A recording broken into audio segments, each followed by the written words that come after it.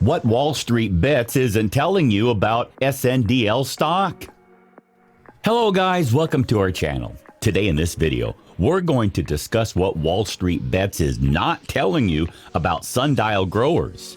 We go over the necessary information to get SNDL investors educated on the stock and talk about its pros and its cons. But before we start the video, make sure to give this video a big thumbs up. And if you're new to the channel, don't forget to subscribe before leaving. Also, hit that bell icon so that you'll be notified whenever we upload a new video. You want to win an iPhone 12, maybe a MacBook Pro? How about $500 cash? You decide. All you have to do is comment the secret hidden message somewhere in this video and leave a like on this video and subscribe to the channel so we can keep affording these giveaways. For now, let's get back into the video straight away. For those of you who don't know what SND is, Sundial Growers Inc. engages in the production and marketing of cannabis products for the adult use market in Canada. It produces and distributes inhalable products such as flowers, pre-rolls, and vapes. The company offers its products under the Top Leaf, Sundial Cannabis, Palmetto, and Grasslands brands. Sundial Growers Inc. was incorporated in 2006 and is headquartered in Calgary, Canada.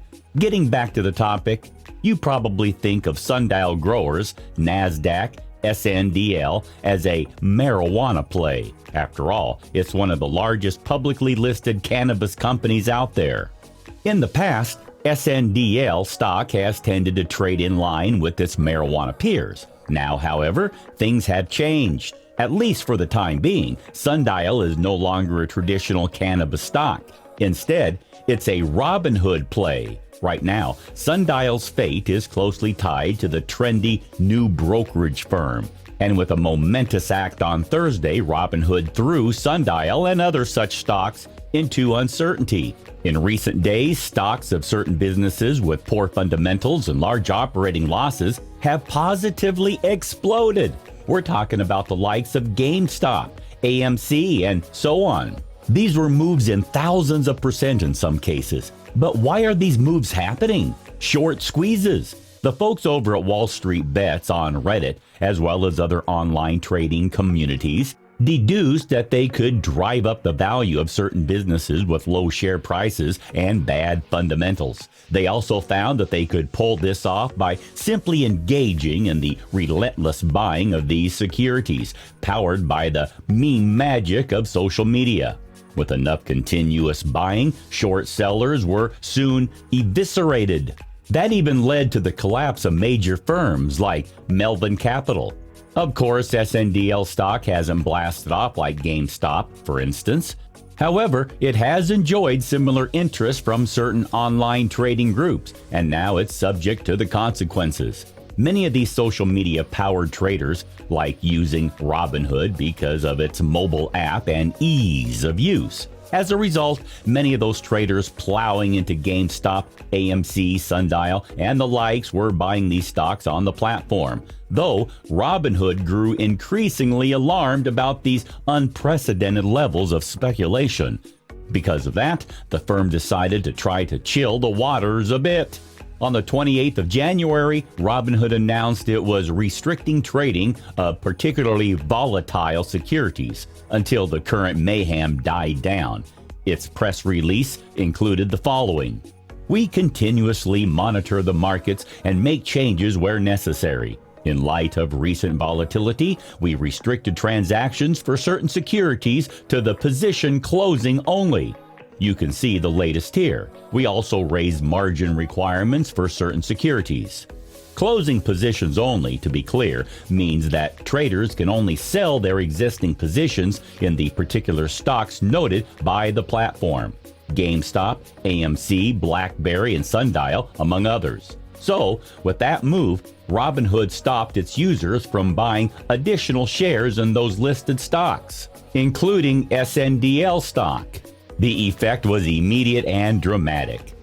GME, for example, saw its stock plummet in a couple of hours following Robinhood's move. On a year-over-year basis, Sundial's revenue was down 5%, but bullish investors would say that it's looking at the glass as half empty. they would quickly point out that the company may have momentum on its side. Revenue was up 8% from the prior quarter, and the company's net loss was significantly lower than in the prior year. But even Sundial CEO said the company had more work to do if they were to increase revenue to its past levels. The Canadian company is making an effort to focus on its portfolio of retail brands, including getting into high-end products such as vapes. However, it faces a lot of competition in its home country. A potential path to revenue growth would be for Sundial to turn its focus south of the border. The United States is becoming the epicenter of the cannabis resurgence. However, that will be easier said than done. I'll hand it to investors in Sundial Growers NASDAQ SNDL based on what looks like nothing more than the hope that the United States may legalize marijuana. SNDL stock has surged 273% since Election Day. But the company still looks tremendously flawed, and I believe it may even wind up being a takeover target. Part of Sundial's problem may be poor timing. The company went public probably out of necessity in 2019. However, that was a year too late.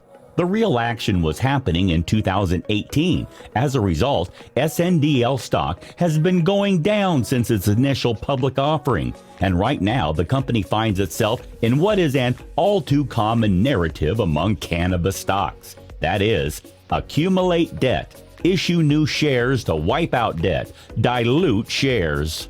Repeat. Right now, Sundial is a penny stock, and stocks are usually penny stocks for a reason. Nevertheless, if you're one of the optimists or a shareholder of SNDL stock, let's try to see if there's a reason for hope. Whenever I'm researching a stock where the majority of the opinions are decidedly in one camp, I reflectively look for contrarian opinions. I don't do this because I'm a natural contrarian. I just believe that I'm a more informed investor when I understand all points of view. It's fair to say that the consensus of investor place contributors is bearish on SNDL stock. But David Modal offered a more optimistic take, and I don't disagree with Modal that Sundial Growers may make for a profitable trade. The same could be said of many stocks, but for the company to enjoy a meaningful recovery that sparks the interest of the international investors, it needs to have a plan for generating revenue in the United States. That looks like a heavy lift for Sundial Growers, and that leaves SNDL stock with little reward for retail investors' efforts.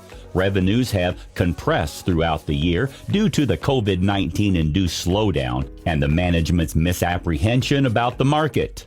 However, with the recent changes, SNDL stock aims to make a big splash this year to its strategy. The company has struggled for the better part of 2020 to preserve its liquidity and expand revenues in a challenging business environment.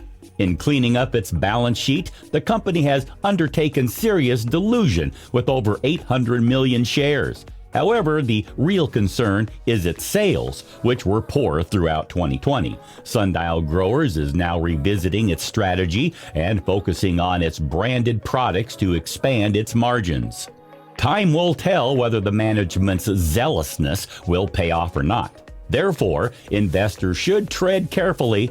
Sundial has made some significant changes of its sales strategy to reduce its exposure to wholesale channels. The goal is to have an 80% branded mix in the future to increase margins substantially.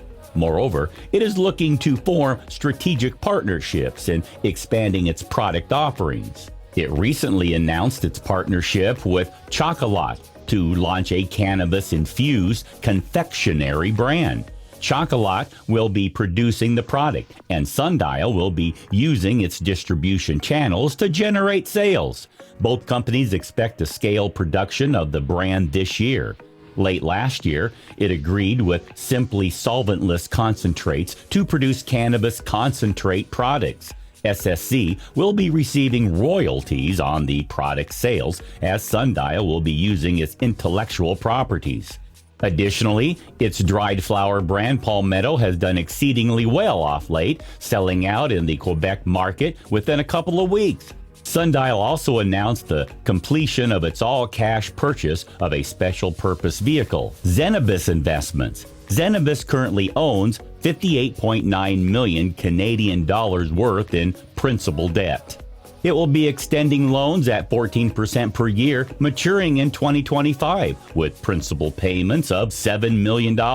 Moreover, Zenibus will also be paying royalties on the sales it generates from its cannabis line. The agreement will provide the much-needed cash injection that Sundial needs in furthering its initiatives. The company spent the last year paying off its debt and cleared those $220 million last year.